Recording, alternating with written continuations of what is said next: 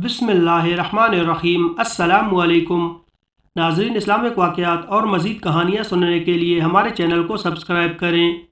Mankhool है कि कौम नूह अलैहिस्सलाम में एक बदबख्त बूढ़ा जिसका नाम कसा था ने एक दिन अपने बेटे जादाव को अपने पास बुलाया। उसने बेटे को वसीयत की, देखो बेटा, कभी भी नूह की बातों में ना आना, बल्कि वो जहाँ नज़र आए उसको अजियत पहुँचाने में कोई कसर ना छोड़ना। ये हमारे आबाओ अजदाद और हमारे माबूदों को बुरा भला कहता है।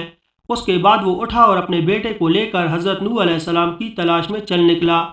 उसे हज़रत नूह अलैहिस्सलाम नज़र आए तो कहने लगा, ये है वो शख्स जिसके बारे में मैं तुझे नसीहत कर रहा था। ये साहिर व कज़्ज़ाब है, इसकी बातों में आकर अपने मज़हब की तकज़ीब ना करना और ना अपने बाप दादा के दीन को कभी छोड़ना। बदबख्त बेटे ने बाप की बातें सुनी तो उसी वक्त बाप के हाथ से उसकी लाठी पकड़ी और हज़रत नूह अलैहिस्सलाम के सर पर दे मारी, जिससे आपका सर मुबारक फट गया और खून बहने लगा। आपने बारगाह इलाही में अर्ज़ की, या इलाहिल आलमीन, मैंने अपनी कौम वालों को शब व रोज़ हिदायत का दर्ज दिया, लेकिन इन्होंने हमेशा राह हक़ से फ़रार इख्तियार की।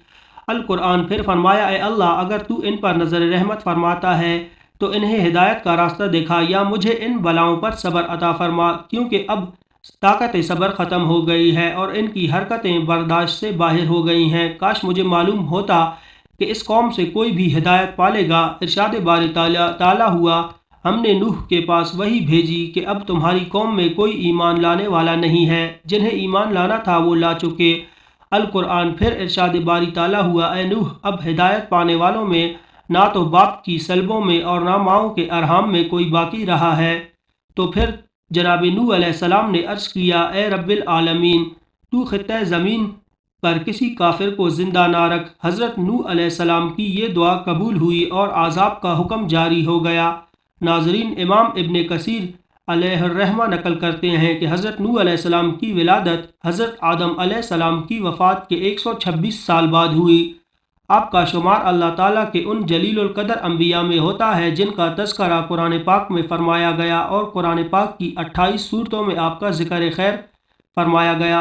आपने पैगंबरों में तवील तरीन उम्र पाई, उसके बावजूद आपका कोई दांत ना गिरा और ना कोई बाल सफ़ेद हुआ।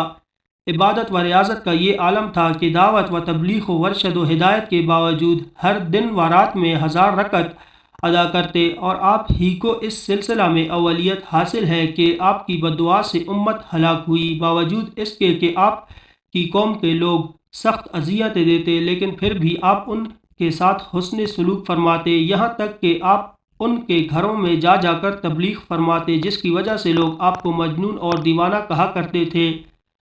मनकूल है, तूफ़ान नूह अलैहिस्सलाम से कबल कौम ने आपको इस कदर ईज़ाएँ देना शुरू कर दी थीं कि वो आपको इतना मारते कि आपके आज़ा टूट जाते और आपकी शिद्दत तकलीफ़ से बेहोश हो जाते।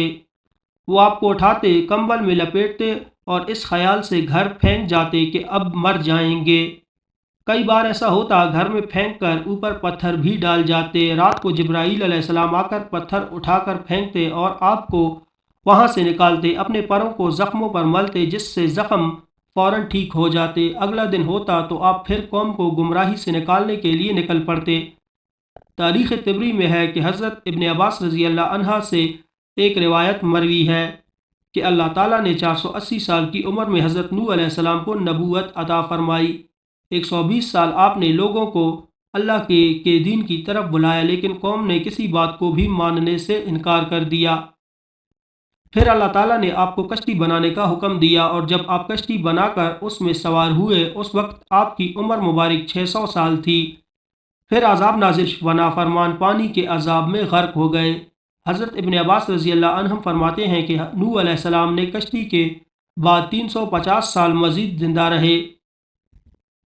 हज़रत काब अहबार रज़ी अल्लाह अन्हा फरमाते हैं कि जब हज़रत नूह अलैहिस्सलाम की वफ़ात का वक्त करीब आया तो आप एक पहाड़ पर सैर फरमा रहे थे। हज़रत मलकल मौत रूह कब्ज़ करने के लिए तशरीफ़ लाए तो आपके पीछे पहाड़ पर तशरीफ़ ले गए। जब मलकल मौत का सामना हज़रत नूह अलैहिस्सलाम से हुआ तो अर्ज़ की, मौत का वक्त हो चुका है। हज़रत नूह अलैहिस्सलाम ने मौत की तकलीफ़ का तसव्वुर किया तो ज़ोरदार नारा बुलंद किया, हत्ता कि ये सुनकर जंगल के तमाम जानवर जमा होने लगे। फिर आपने मलकल मौत से बराए तालीम उम्मत फरमाया, मुझे इतनी मोहलत दी जाए कि मैं अपने घर वालों से रुखसत हो लूँ। आपका यूँ फरमाना इस वजह से ना था कि माज़अल्लाह आप मौत से फ़रार हासिल करना चाह रहे थे, بلکہ آپ تو امت کو یہ درس دے رہے تھے، موت کا لمحہ آنے سے پہلے پہلے جو اچھے اعمال کر سکتے ہو کر گزرو، کیونکہ بوقت انتقال کسی عمل کی مہلت نہیں ملے گی۔ چنانچہ ملک الموت نے کہا کہ مجھے اس کی اجازت نہیں کہ مہلت دی جائے۔ یہ سن کر آپ نے فرمایا کہ اس جنگل میں میری نماز جنازہ کون پڑھے گا؟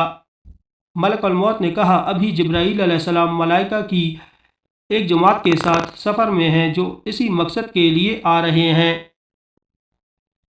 معلوم ہوا تو آپ وعدہ الہی کی تکمیل کے لیے رضامند ہو گئے۔ اسی اثناء میں حضرت جبرائیل علیہ السلام تشریف لائے اور دریافت کیا، اے انبیاء میں سب سے طویل عمر پانے والے آپ نے دنیا کو کیسا پایا؟ حضرت نوح علیہ السلام نے فرمایا، یہ دنیا اس مکان کی مثل ہے جس میں دو دروازے ہوں، ایک سے داخل ہوئے اور دوسرے سے نکل گئے۔ اس کے بعد ملک الموت نے آپ کی روح قبض کر لی، چنانچہ فرشتوں نے آپ کو غسل دیا اور وہیں آپ کی نماز جنازہ پڑھی گئی۔ کہا جاتا ہے کہ ہفتے آسمان کی مخلوق کسی کی وفات پر ایسا نہ روئی جیسا کہ آپ کی رحلت پر۔ دعا ہے اللہ کریم ان کی مرکت پر کروڑوں رحمتیں کا نزول فرمائے اور ان کی ذکر خیر کی بدولت ہماری بے حساب مغفرت فرمائے، آمین۔